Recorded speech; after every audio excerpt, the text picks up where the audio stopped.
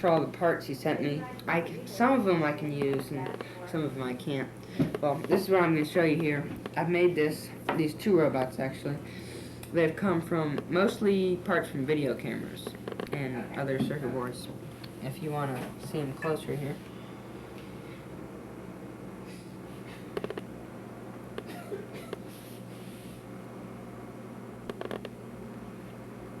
And in the back. That's the main motor that moves it. It has quite a few features actually. I'll start by showing you the main one.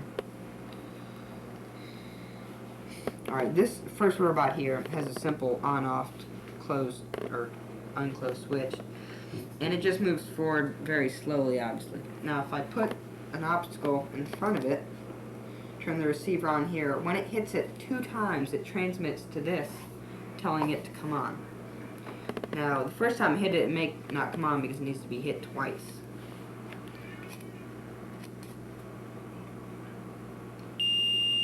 See, then it comes on, transmits to this. That moves, well, it stopped here. I'll push it twice again. Goes forward. Pushes on that.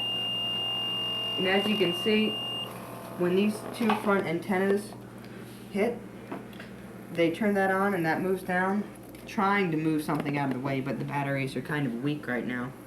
See? Either one. So, also that's the main one. The next one is a light sensor I hooked up to the side here. I don't know if you can see this, but this is a little photo resistor right here. When I flip it on, it's hooked to a little buzzer that when it gets closer to light, it gets louder. Now that has something to do with, that goes along with another thing on here.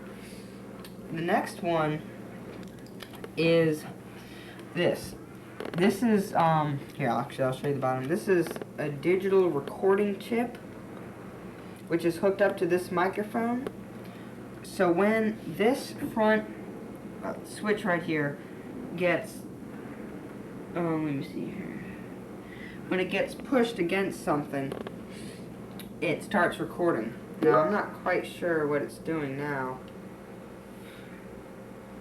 Hold on 1 second, let me look at something.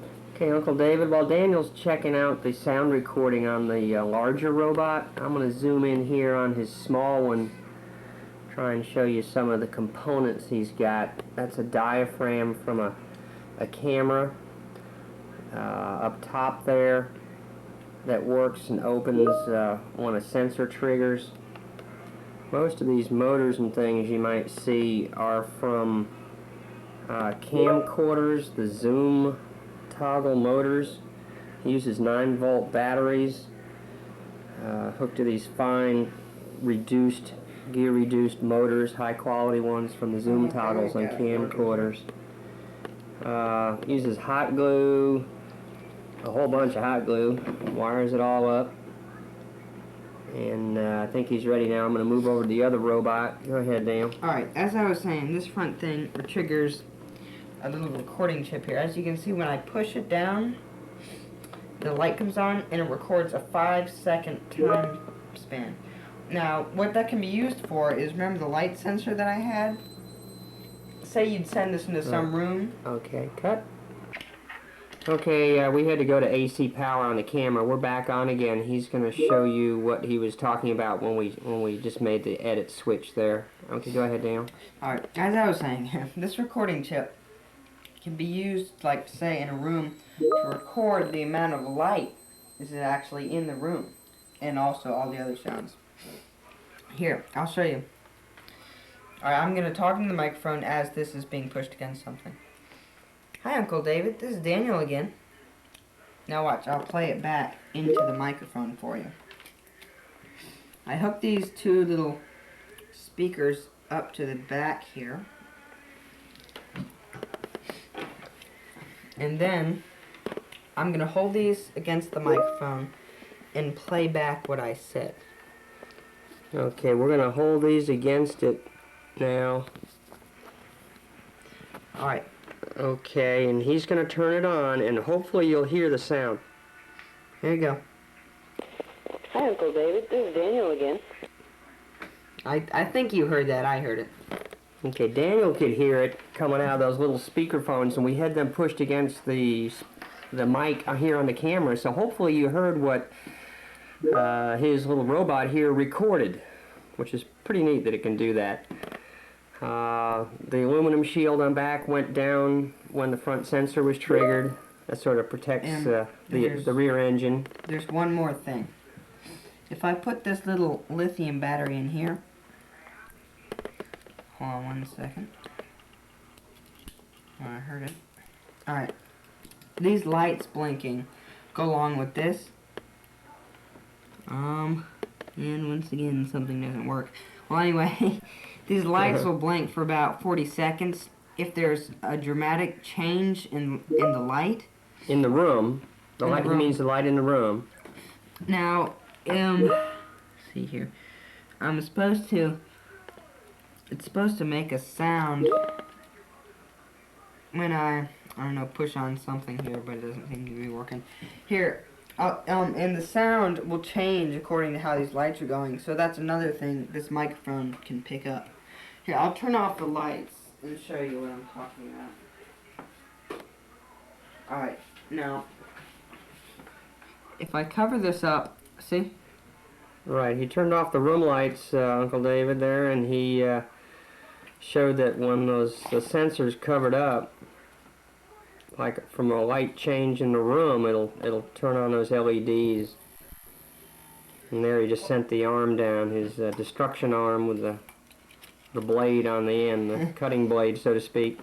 And of course, the whole robot moves when told to move by the other little one over here. Let me show the iris opening up, David, or Dan.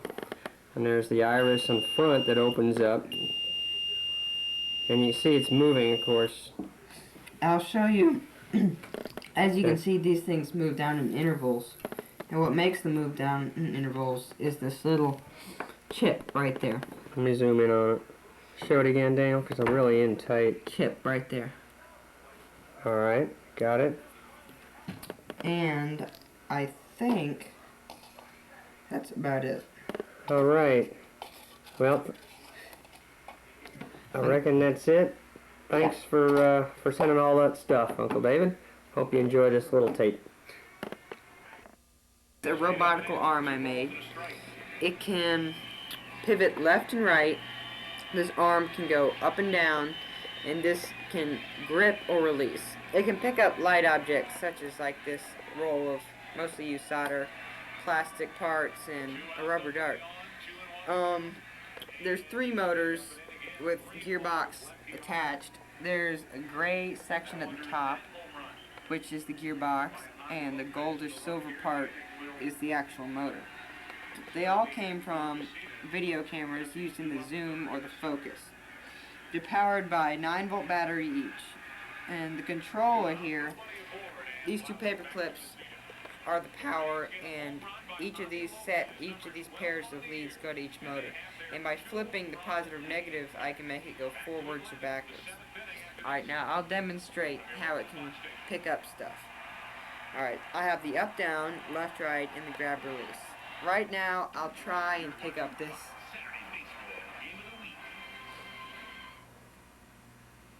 Motor Trend describes its car of the year as, and I quote, a new benchmark within the domestic midsize market, based on its comfort and quietness, balanced power, attention to quality and safety, and its tremendous value.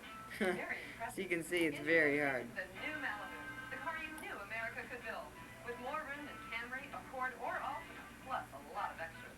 For the quality you can afford, drive Motor Trend's choice, because at just $15,995, nothing compares. Nothing. It's summer insanity at your Yamaha dealer with up to $2,500 off on remaining 96 Yamaha watercraft. We're serious. We're overstocked. And summer's here, so we're blowing out all remaining 96 and 97. By the way, I'm not making it go down. Gravity's pulling that down. Yeah, you got it. And if you can see here, Let me zoom in on it. it doesn't allow me to turn it because when I turn it this way, those weights would hit this. Right. So let me try. Glenwood Avenue, Raleigh. Well, The let me gravity moves it, yeah. There see. you I go. can just There push you it go. like this. And then Alright. drop it off. Bingo. Alright, Okay. now I'll try and pick up one more thing. Such as this simple plastic part.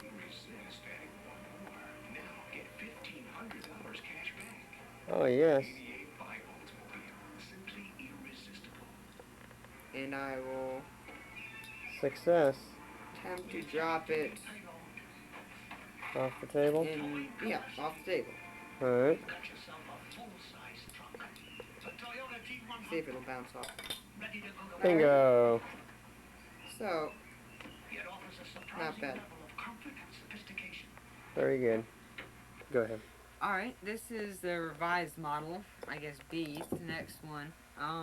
It's the same vertical arms last time, except this time it has a longer cord and I've added 2 joysticks to operate it. Now, this one controls the left-right motion and the up-down, and this one controls the gripping or release, as you can see. Alright, now I'll show you. You have your up-down, swiftly moving. You got your left-right, full motion of about 300 degrees. Alright. The way I did that is simply, as you can remember last time, I have the, I have each lead where I would connect the battery to. This time, I took this controller, which was from a remote-controlled forklift, and I used the connections. Instead of putting 2 Ds in here, I put a 9-volt to the power supply, and I made it so the electricity going out powers each of the motors using 9-volt. Alright, now I will attempt, again, to try and pick up this spool of solder.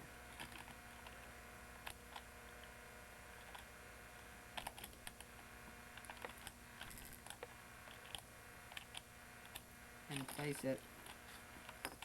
Well, it's hard to operate because some things are a little bit too heavy for it. Again, alright, I'll try and pick up maybe this little piece of paper here.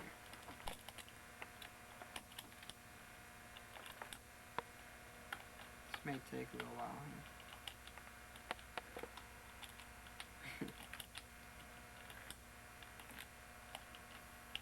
There we go. Let's see if I can attempt to put it in this little tape thing here. Huh, we're close to it. Anyway. Okay. You can see it has all sorts of things to do. No one can predict the status of whale shark populations. Okay. Little is known about I think their you're already movement starting patterns, watching. and experts still puzzle over mysterious whale shark strandings.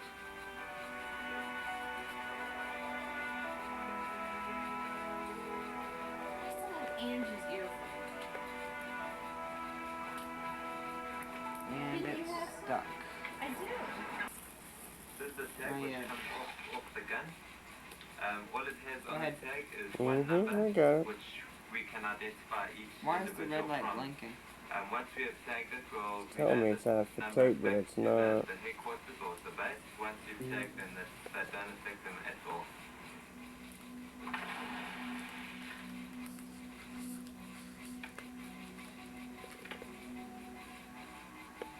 To avoid stressing the whale shark, Barry will attempt to fire the tag into one of the shark's extremely hardened ridges behind the dorsal fin. At 6 or 7 inches thick, these dorsal ridges can accommodate the tiny tags with little or no irritation to the animal.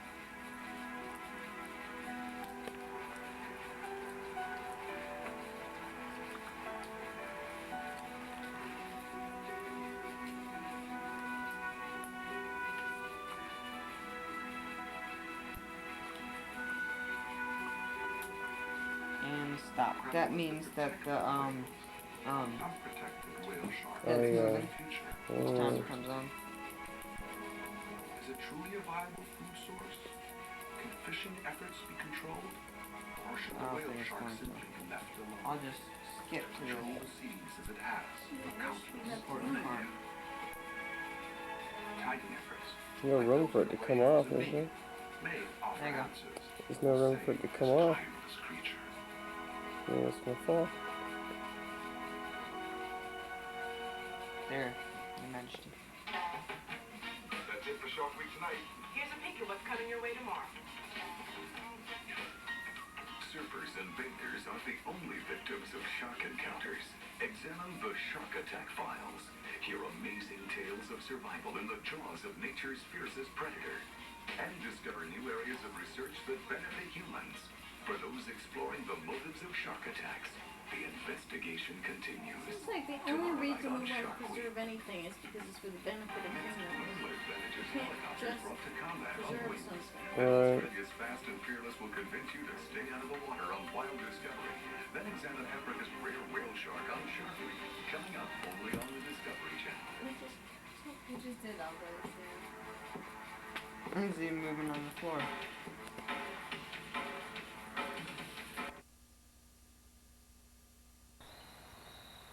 I not hit the button? I didn't hit the button. Stand by. You sure? Yeah, pretty sure. Here we go. 1, 2, 3. Okay. Go ahead. 1, 2, 3.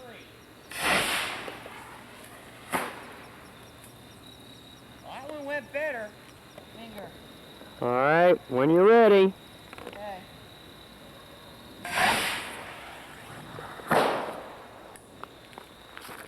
Okay, that was bad.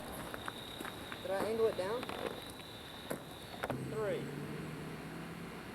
Okay. Okay, this is my further progress on my robot. You can see from last time I've added a sort of claw type thing here on the front and a solid ramp for the car to go down. I've also taken off the circuit on top of here because I used it in one of my further walking robots. Alright, I'm going to attempt to demonstrate one of the features of it. As you can see on the front here, there's 3 sensors, or actually there's like 5, but this one starts a recording, records a 5-second message of all the different sounds in here, which is like kind of like the date of what it brings back. You have this one, your right one does a lot of the functions here. I'll show that to you later. This one tells it to back up. It bypasses everything. You have your 2 long, what I like to call the whisker antennas, which turn the wheels, as you can see, very slowly. Turn them left to right. Try something. If the right one hits, the wheels turn left slowly. Like trying to move out of the way of something on the right. Alright, I'll show you the recording here. I'll attempt to make a message. I'll count to 5 and see if we can play that back. Alright. 1, 2, 3, 4, 5. Alright, now maybe bring the microphone in closer to the speaker. Not too close, see if you can hear it.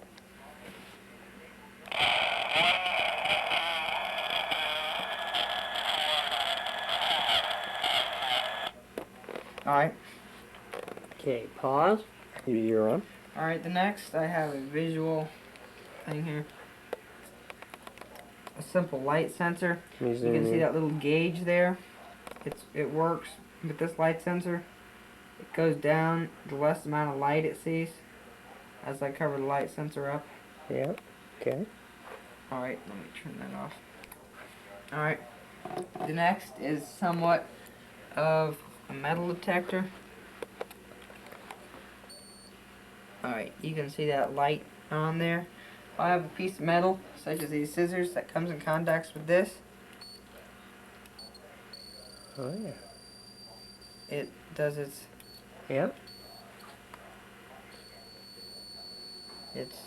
thing. It's supposed to stay on better, but that of course is picked up by the microphone. Alright, the next is this remote car. that it Let me see it. driven by one motor there Okay. and the two belts, and it drops off this ramp here. I'll show you when this comes in contact with something from the start. Most of the time, however, the belts fall off like that.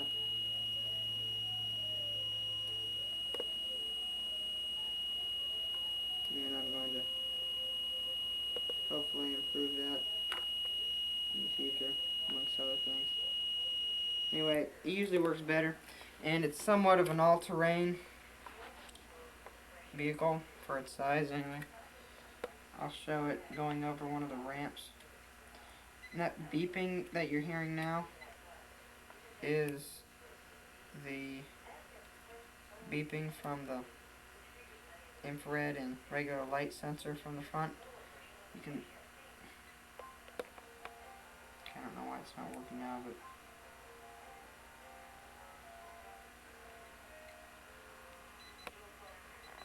but here's the all-terrain part of it.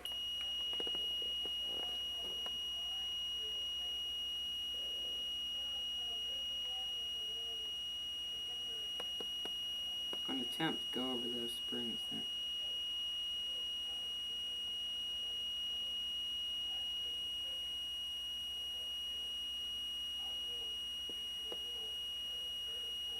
Yeah.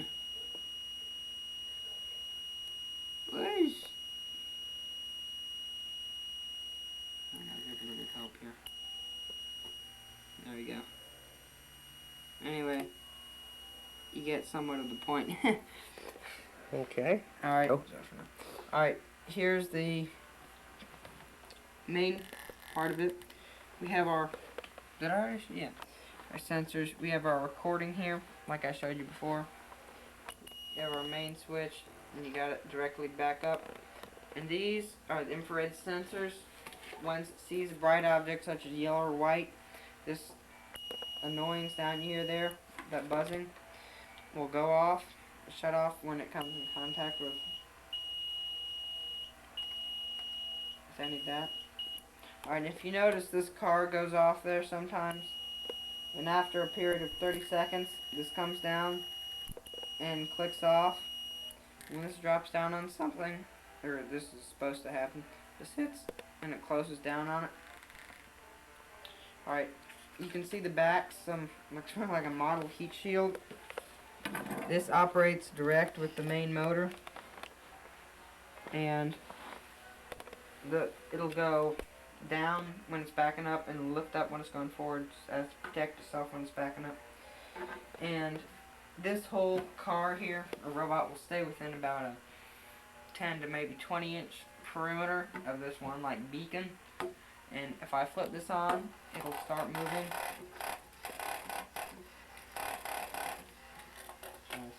It should stop in somewhat distance in front of it.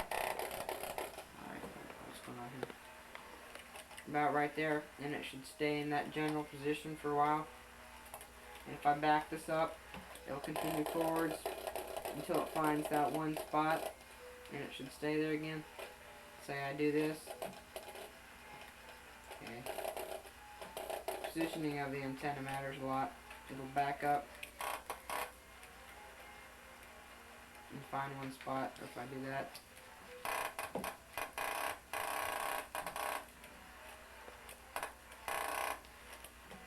It'll adjust this.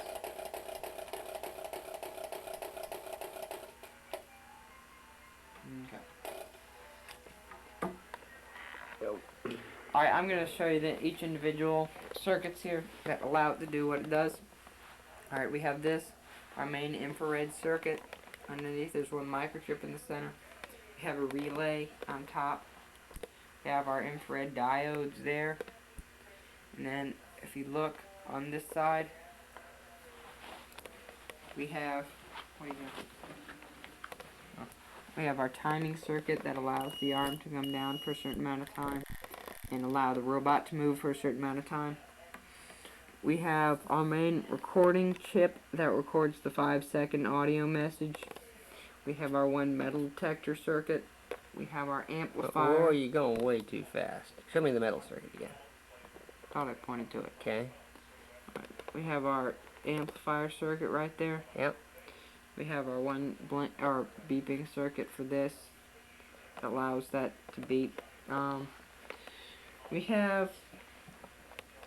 I'll show you the main circuit back here that operates. It works with partly my own design of how it stays within about 20 inches of this. It'll back up, go forwards. Main receiving circuit that works with my circuit. My circuit is underneath, which I'm going to try not to set this upside down because it's going to fall off. Alright, as you can see the lights blinking on the side here. The circuit that makes it blink is that one microchip right there. It makes the circuits blink on and off. And then I have a circuit here that reacts to major changes in light. And I'll give you an example of that. I'll turn off all the lights in here, and when they're all off, those lights on top are going to blink.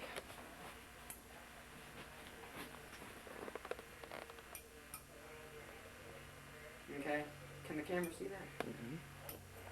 I'll turn all the lights back on. Those will come on for about a period of 35 seconds, and it will come back on. Alright, then it'll shut off.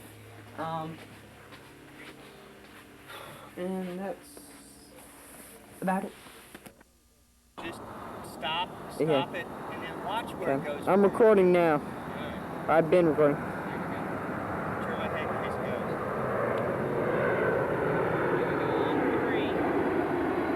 Do you flip it forwards? Yep, switch it forward.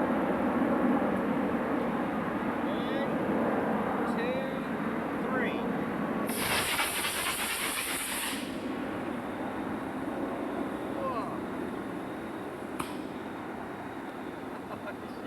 The rock. 3, 2, 1. Did you arm it? Yeah.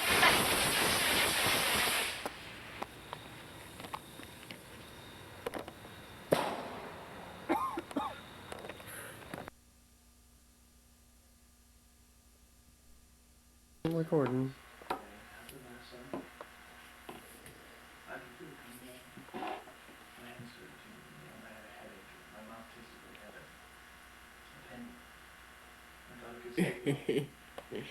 It's very slow. Extremely.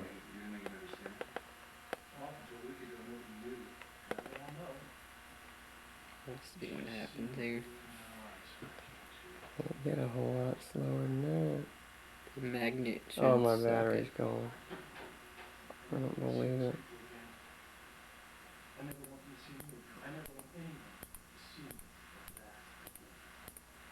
Okie dokie.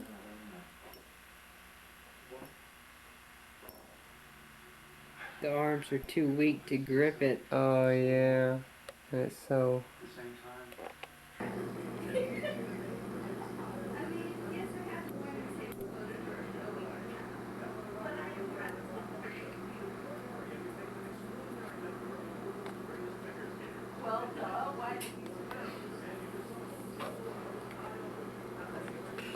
You don't really corners.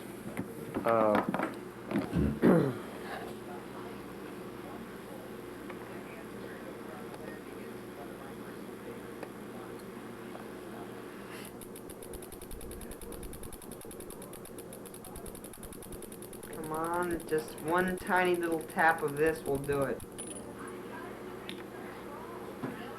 I think this will work. It just needed to push that extra little bit more for the magnet to suck it over here. I know how to fix this. Let me turn this off.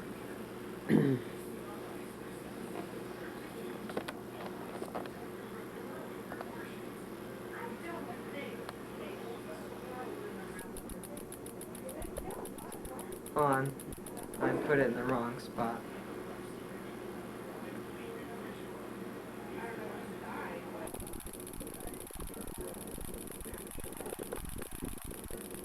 Alright, here's what I've got to do. I'm not recording now, right?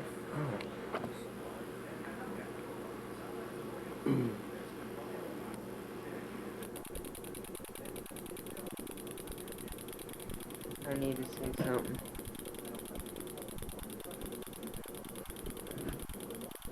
Alright.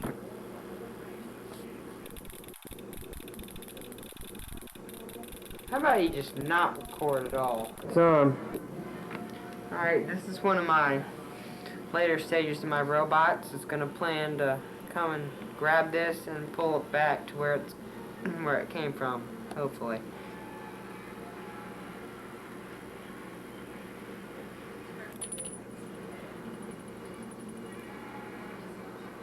And as you can see, it's slowly pulling it back. If it doesn't, if you want to speed up the process, as this gets farther away from the transmitter here, when the signal gets weak, it speeds it up, makes it go farther back. But if there's a strong signal, it's close to it, it'll slow down. But again, if there's a weak signal, like this being off, it'll go faster.